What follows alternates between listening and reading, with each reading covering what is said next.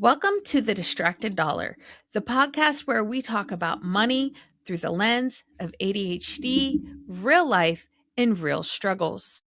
I'm Vanessa, your ADHD money coach, and we're here to move from chaos to control. You've probably been told you're just bad with money, and I want you to forget that right now. I wasn't diagnosed with ADHD until later in life. Before that, my husband and I racked up $24,000 in debt. It wasn't about being irresponsible, it was a survival strategy. We were just trying to get through the days. Our brains were managing 1,000 things at once, and money was the one thing that always slipped. Then we got orders for a military move. We had to face it. That debt was a wall we couldn't climb over to get to our next chapter. This isn't a character flaw, it's information processing issue. Our ADHD brains aren't wired for the linear, detailed, heavy world of traditional finance.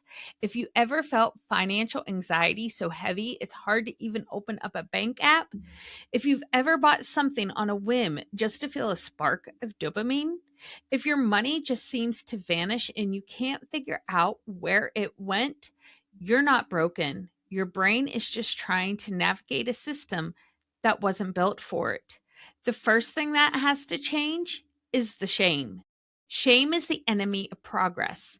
It makes you hide. It makes you avoid your finances because looking at them feels like admitting failure. I remember the moment it clicked for me after I had already paid off the debt. I was training to become a financial coach and learning about ADHD.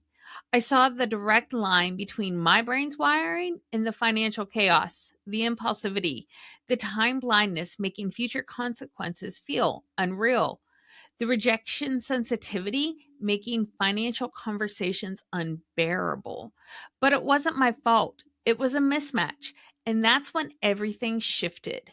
We paid off that debt in 14 months, not with sheer willpower. That's a finite resource for anyone, and especially for us with ADHD. We did it by building systems, simple visuals, almost childlike systems that worked with my ADHD brain, not against it. Instead of a complicated budget with 30 categories, we used cash and envelopes. Seeing the money physically there or not there was the feedback my brain needed. We put bills on auto pay the second we got paid, so time blindness couldn't make us late. We gave ourselves a small, guilt free cash allowance for impulsive spending. It wasn't about restricting joy, it was about containing the chaos. Progress doesn't look like perfection. It looks like paying a bill on time for the first time in months. It's transferring $20 to savings instead of zero. It's looking at your bank statement without a pit in your stomach. That shift from feeling broken to feeling empowered, it starts the moment you stop fighting your brain and start working with it.